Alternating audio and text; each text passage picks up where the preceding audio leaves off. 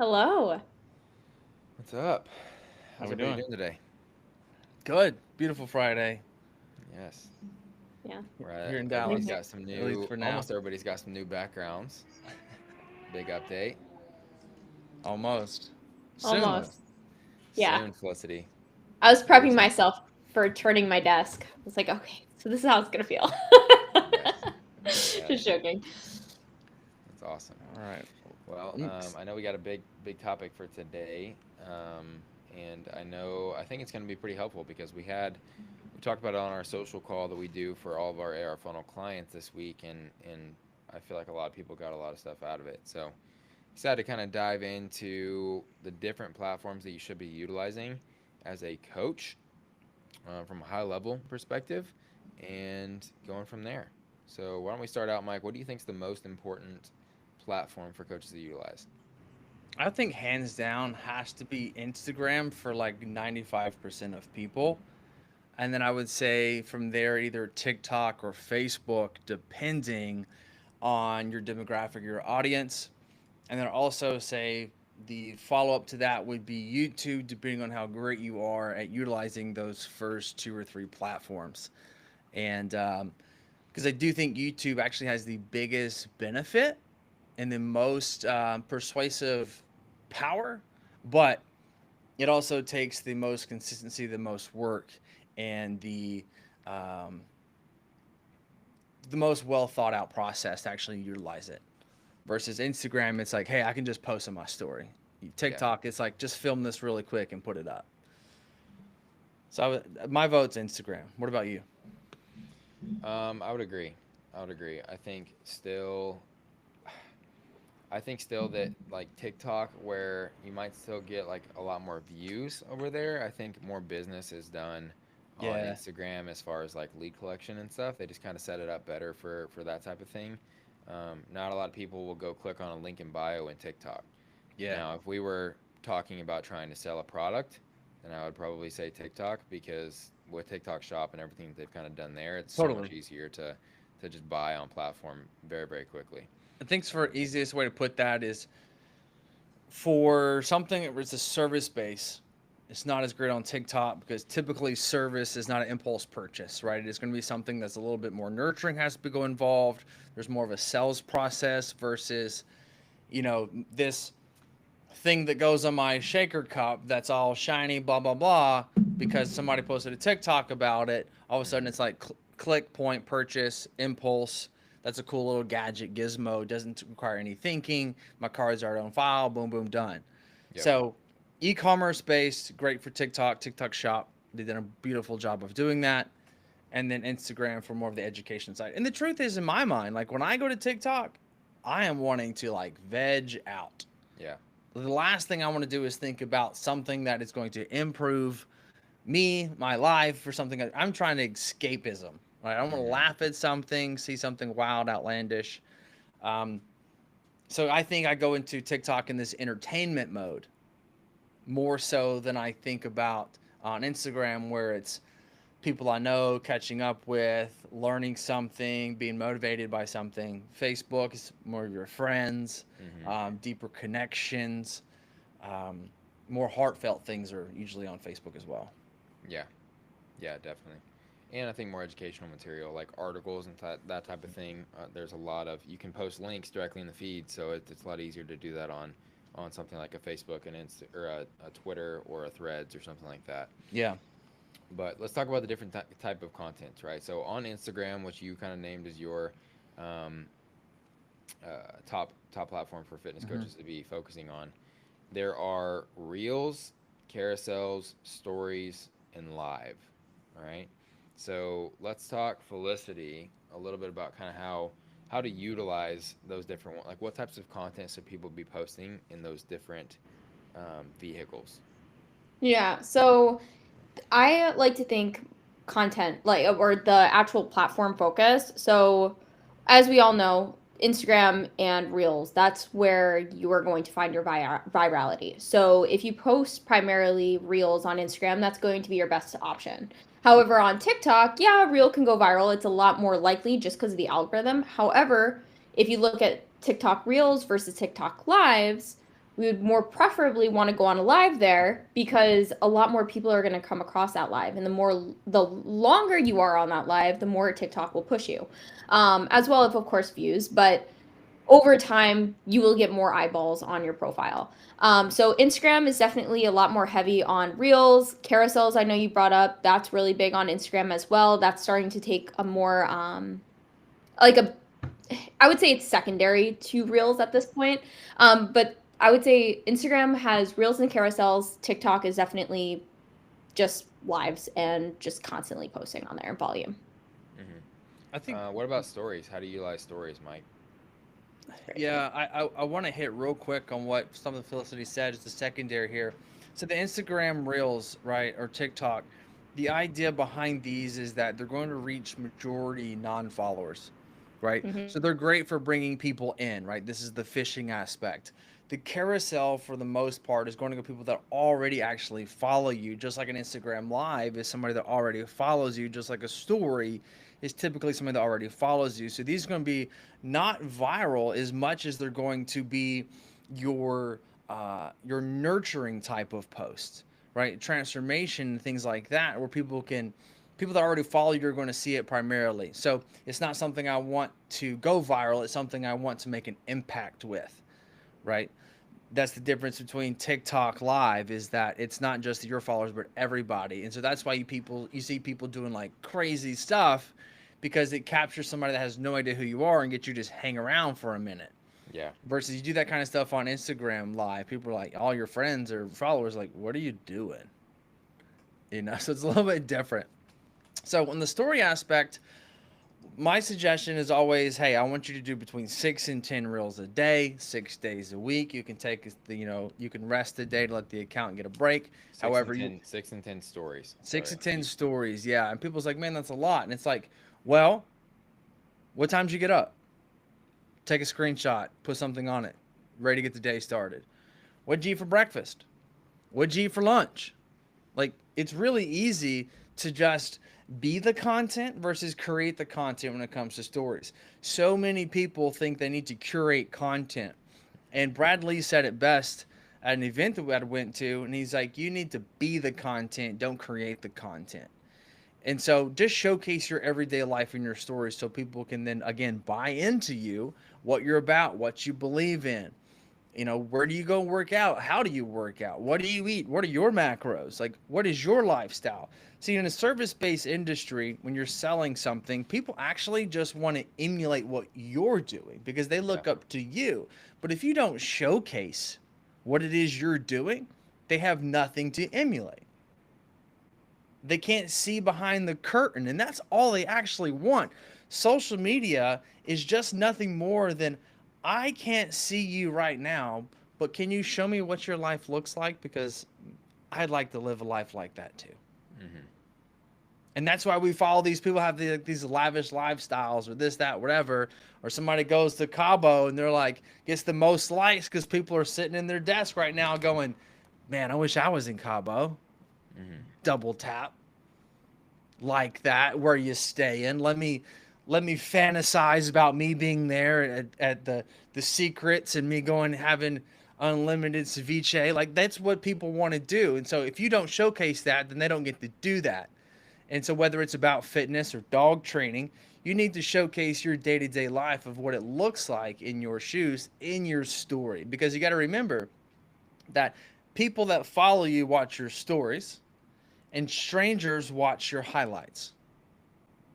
There's a really big difference there, even though they come through the same thing, right? So your stories is your everyday, day-to-day. Your highlights are really the highlights of your story that you want your strangers to see, not your memories. There's a big difference there. No one cares about your Cabo trip from 2001.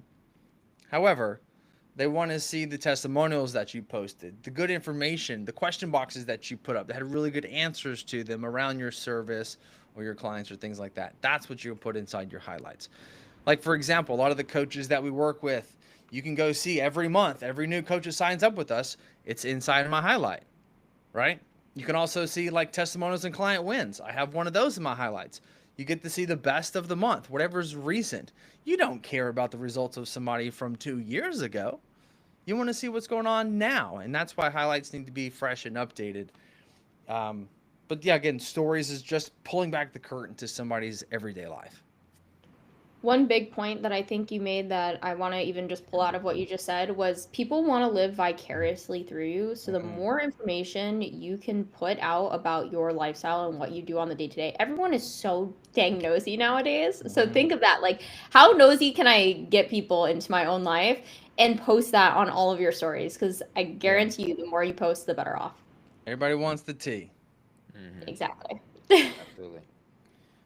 Okay, I think we've done a pretty thorough job on Instagram. Now, Yeah. TikTok, Felicity kind of already covered it, but the content types that you typically see on TikTok and how to take advantage. Obviously, short form is going to be king on TikTok.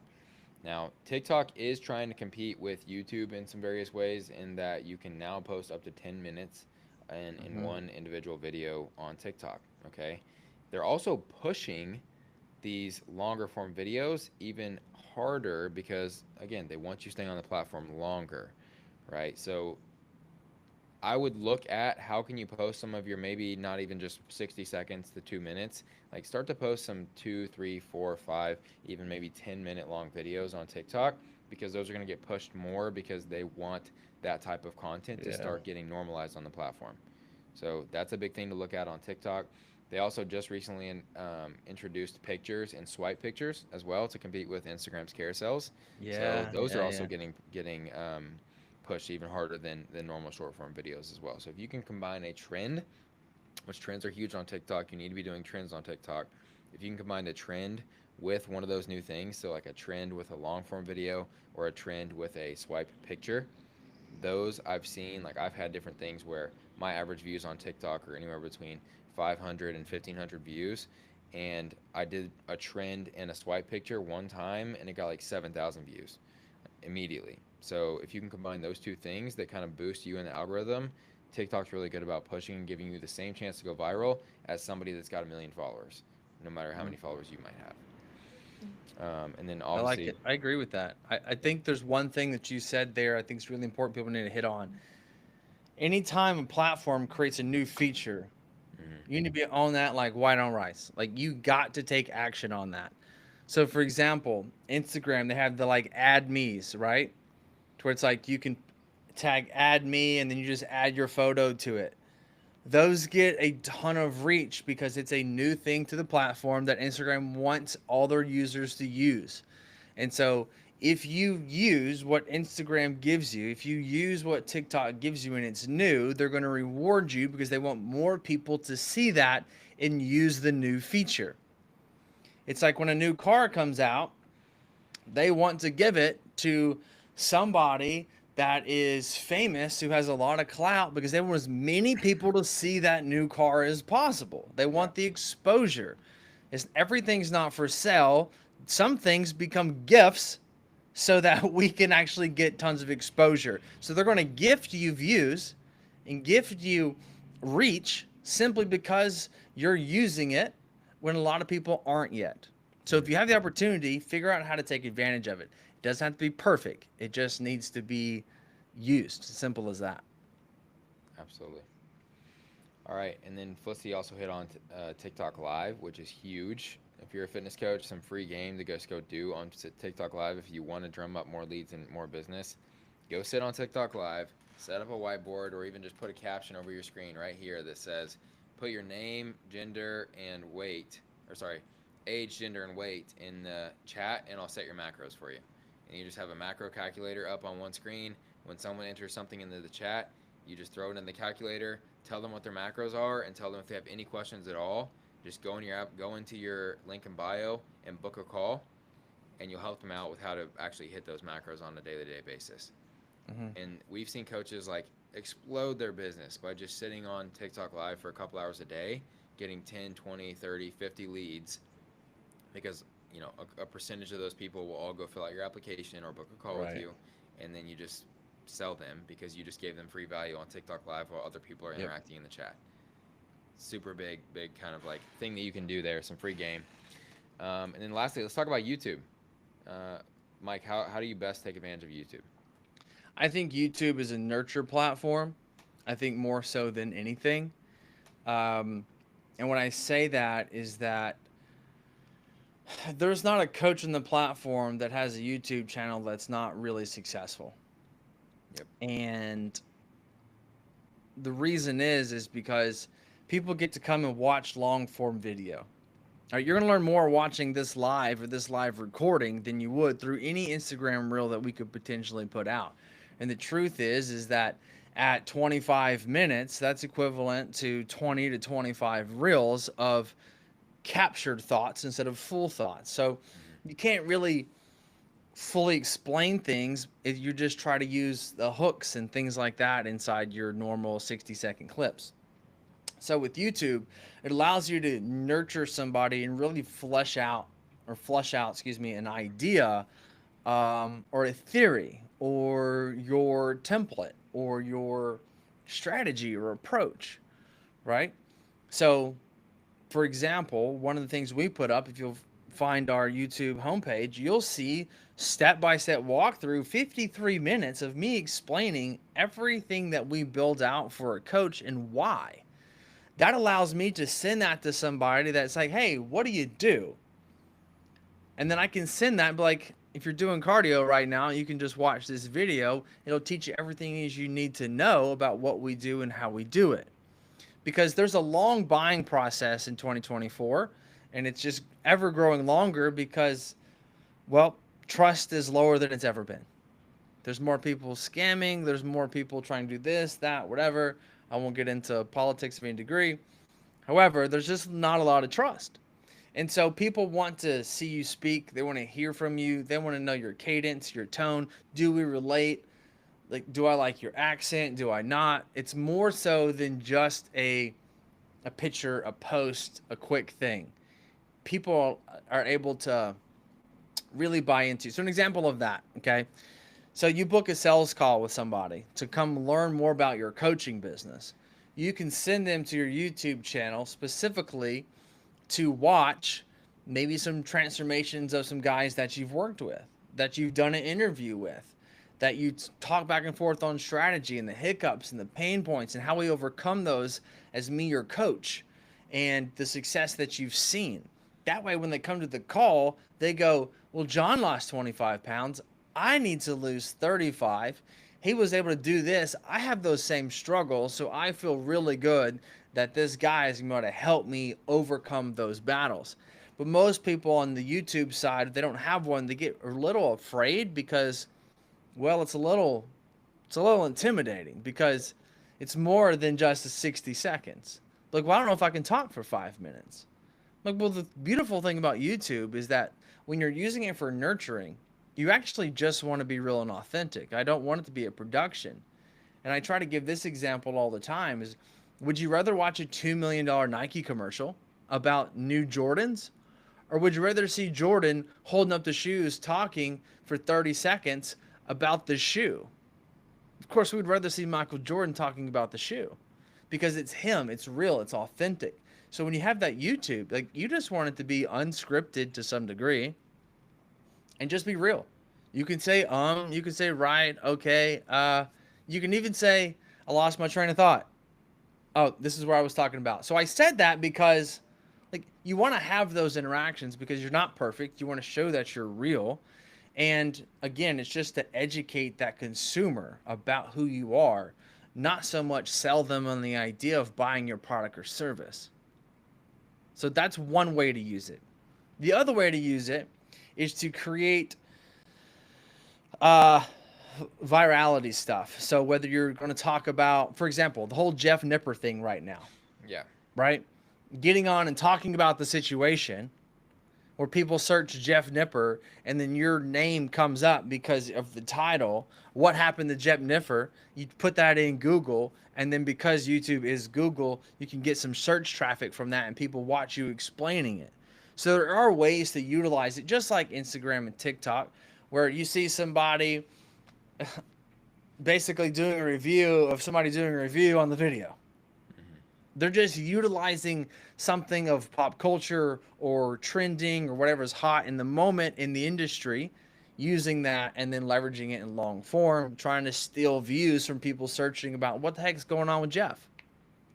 Yeah, for example, the SEO on YouTube is really something big that you need to be paying attention to, Yeah. because like Mike said, Google owns YouTube, which means that YouTube is going to get pushed up Mm-hmm. in the algorithm of what Google's going to present when someone searches something. Yep. So, not that this is a great example because there's a million how to calculate your macros videos, but if you Yeah. made a how to calculate your macros video, every time that someone searches that, your video will come up somewhere on Google. Yeah. And I guarantee you that gets searched tens of thousands of times a day, if not Mm-hmm. more, right? So that type of thing, that how to lose 15 pounds, how to get shredded, how to do this, that, like those types of videos, just having those will start to just evergreen push your name up in Google search results, get you more just passive views into your actual funnels if you've got your description set up as well to where people can opt Yep. in the description. So that's something to be looking at as far as YouTube I, as I well. think one thing to also consider when it comes to YouTube is that you're creating a piece of evergreen content Yep. versus your reels aren't really evergreen. They are, but truthfully, after 30 posts, that post is done. No one scrolls down and watches something from 30, 90, 100 days ago. It just doesn't, Right. this is not how we work, right? Especially if you're pumping out volume, which is what you're supposed to be doing anyway. So, creating an ever piece of content allows you to, even 6 months later, that video can still generate leads for you, right? So one of our coaches has got 200,000 views, and it's like 9 months old, and he still uses it as the primary video on his page, right? And so it's a really great thing you can do there. But also too, like when it talks about the search engine topic, it's really, to me, I always tell people, hey, SEO, like, good luck. Like, odds are you're not going to make it happen, right? However, when you send somebody to your page, whether it's through your link in bio or before a call or lead magnet of some degree, it's just so people learn from you. You email them to go watch your YouTube. And then you have how to lose 15 pounds or how to do this or biggest mistakes here. They're able to see those really nice titles and be like, yep, I want to know that. Yep, I want to know how to do that. Yep, I want to know how to do that. So it makes it really easy from that format too. And so I like to try to encourage people not to think about YouTube about thinking, I need to get as many views as possible. Because I think we all can agree that 5,000 followers on YouTube, subscribers, and 5,000 followers on Instagram are not the same thing. Not at all. Not even close. So it's not about the volume. It's about, to me, the authenticity and the connection through YouTube. Because if you had 300 YouTube subscribers, odds are you're doing over $10,000 in business a month. Mm-hmm. Because that's 300 people that care enough about what you say to subscribe to your channel, which they have to log in to do so. Like, it's a pain in the butt to subscribe. It's a pain in the butt to give a like or a thumbs up. So if somebody's going to do all that, then they actually truly care and want to be notified every time you post a video. That's a big deal. I mean, think about it. How many people on Instagram have you turned on the post notifications so you get alerted every time they post? Probably not that many. Right? Yeah. And if you haven't, you should do that for mine. Yeah. So it's like it's about the connection that's made, and it's utilizing it. Really, I like to think of it as, man, it's just a big Word document of videos for me to send over, and people just consume and read, consume and read. Mm-hmm. And in those long forms too, I mean, there's different formats, right? You can do a sit-down talking head, like what Mike's talking about. You can do vlogs, which let people into your life on an even deeper level, right? By actually showing how you're interacting with your family, with your spouse, with your loved ones, and just at the gym. Like, just take people along with you. Yeah. People love to just hang out with you, feel like they're hanging out with you. You can do interviews, you can do podcasts, you can do Interviews, lives podcasts. like this one, right? So think about it. If we did this on Facebook inside of a group, it's only stuck inside the group. This has chance to have some virality to it.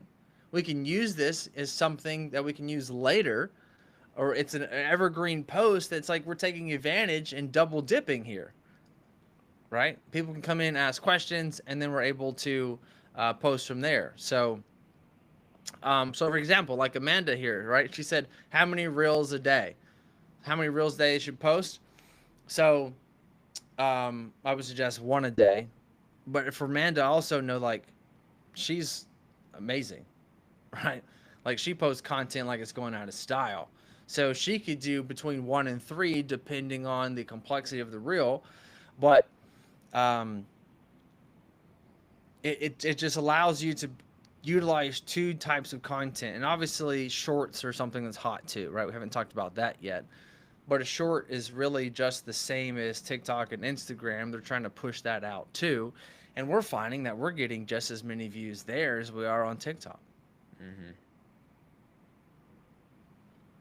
Yeah, yeah. There's shorts are huge right now, so keep posting on shorts because I know someone personally that's a coach that built his YouTube account to over 80,000 subscribers without posting a single long form post. He just did shorts. So that kind of tells you the power of shorts and how hard they're getting pushed right now, and in how you can start on YouTube by just at a bare minimum repurposing your short form content from Yeah. TikTok and or Instagram. So Amanda just said that her focus is YouTube, or he's coming up. So what did she say? She said, my focus this year. So Amanda, I'm going to give you just some flat out advice. I need you to educate and teach on YouTube just like you do on your Instagram because your content's amazing. Like you're so good at it. If you'll just take that same approach and do that on YouTube, and you talk about pelvic floor and all those things that women are just basically just devouring as far as content goes, I promise you, you will be extremely successful on YouTube. Now, with that also being said, one of the really important things you need to do on YouTube is the call to actions. If you want to know more about this, or you want to get my pelvic floor guide, or this, that, whatever, you just want to make mention, put it in, like it's in the description below. You can click and sign up and get that. So that way, when somebody searches pelvic floor, they see it, or somebody suggests it, then they'll automatically be able to get a lead. What I don't want to do is really just put up a video that is going to hopefully get views, but not have them anywhere to go other than just give you a thumbs up.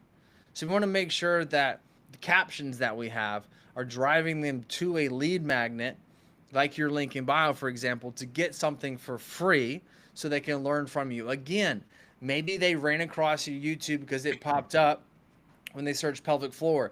That doesn't mean they want to buy from you. However, they're watching your video because they want to learn from you. Give them a place to go learn more things from you. Yeah.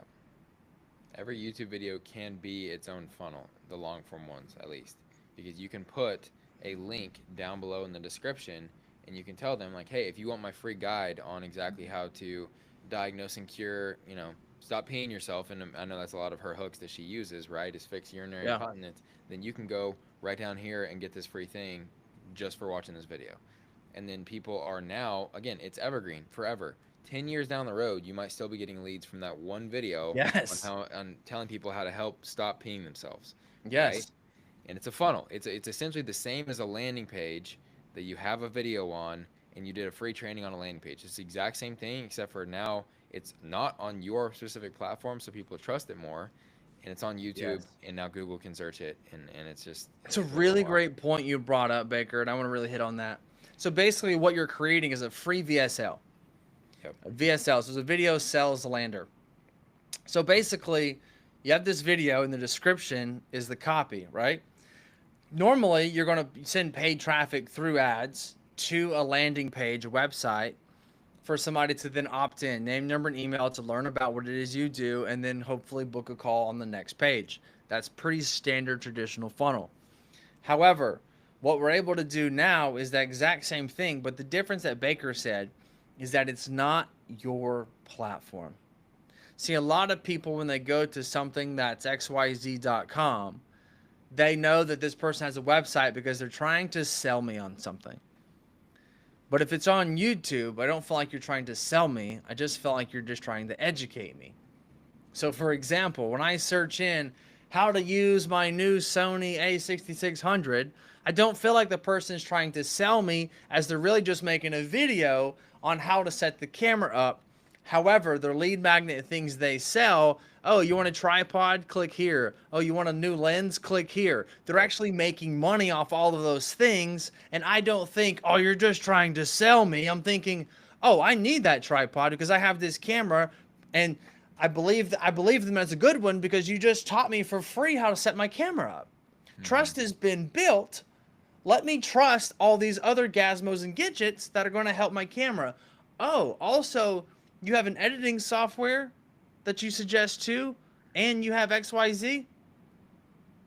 Okay, I'll take a look at it. Yep.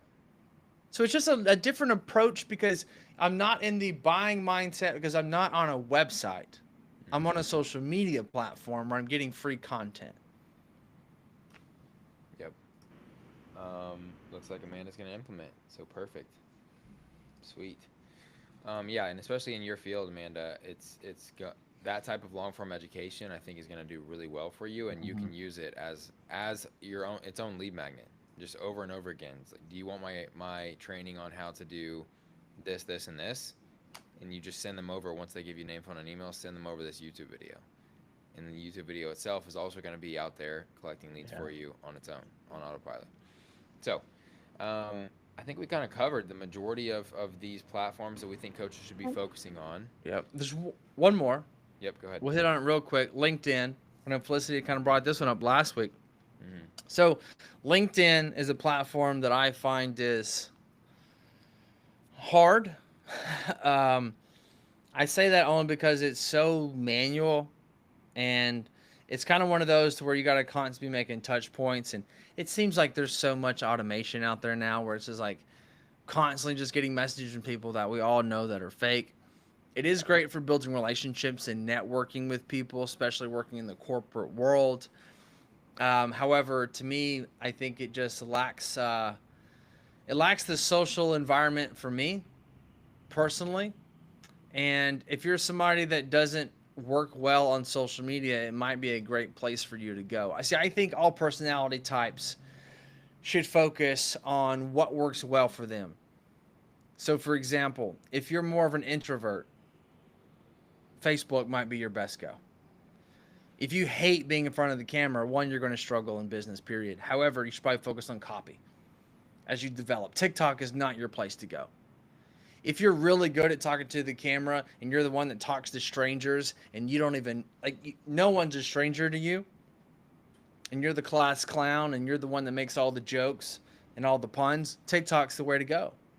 Because that's the content that wants to be there. It's the person that is not afraid or scared to do anything. YouTube's going to be the person that's got a little bit more character, a little more fluid, is okay in front of talking people, but also can string things together and has confidence, right? Yeah. Maybe somebody that's a little long-winded. And then again, I think Facebook is going to be more for your more shy or timid because you can use words and copy. Images still work well on Facebook. And I feel like Instagram is going to be for the middle ground. It's going to be from somebody that's a little well-rounded across all of them, which is why it's probably where I suggest it, because you don't have to be amazing at one thing to make Instagram work. You just got to show up and take action. Yep. Agreed. One more thing to add there.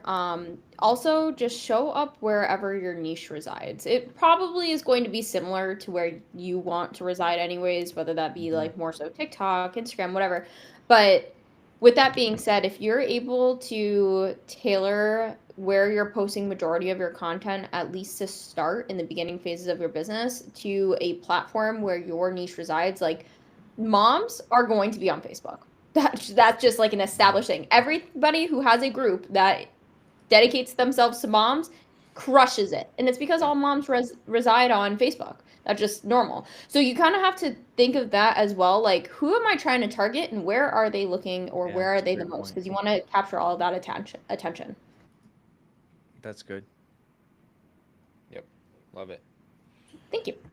All right, guys, that's all I got. So let's make sure, and if you got anything out of this, if you're watching this right now or if you're watching after the fact, make sure you subscribe to the YouTube channel. Just click that little notification bell and subscribe. We're doing a lot on YouTube now, so make sure you subscribe so you don't miss stuff coming up in these weekly lives that we're doing every single Friday at noon CST.